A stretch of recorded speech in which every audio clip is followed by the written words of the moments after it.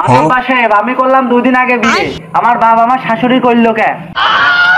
মানে বিয়ে।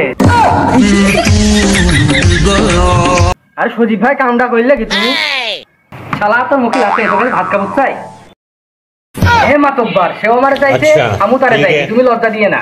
समझ गया। এটাও কি সম্ভব? আমার বাপে যদি আমার শাশুড়ির বিয়ে করে তাহলে আমার বউ তার বিয়ে হয়ে যাচ্ছে না, আর আমি তো তার আগের থেকে ছিলে রইছি, দুজন ভাই বোন হয়ে যাচ্ছে না। হে প্রভু সম্পর্ক হতে ঝামেলা বেঁধে গেল, আর মনে একটু মানাইতে নাই নে। কেমনে মানায় নেব? আমার শ্বশুর বাড়ি আমার বউর শ্বশুর বাড়ি একই জায়গায়। শুধু তাই নাকি, আমার শ্বশুর বাড়ি আমার বাপের শ্বশুর বাড়িও একই জায়গায়।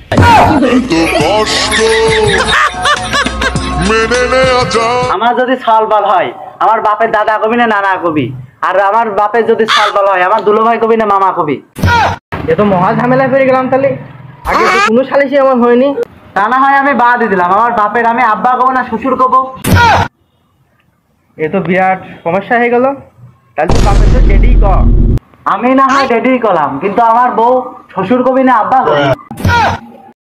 আর তো সহ্য হচ্ছে না, শরীর চার্জিন বাতাস লাগতে দে। তুই ওগের মারবি, আমার মারলি কে? মাথা হ্যাঁ হলে হবি না মাতব্বর সাহেব, আমি আমার শাশুড়ি কব না মা কব। শান্তি নাই। আরে ভাইস্তে তুমি না মামি ডার্লিং পেয়ে নে।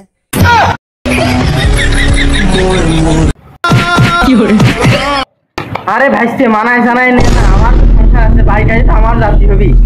মাতব্বর সাহেব তুমি না হয় বাড়ি গেলে, আমি বাড়ি গেলে যে মনে হয় আমি নিজের বাড়ি এলাম না শ্বশুরের বাড়ি এলাম।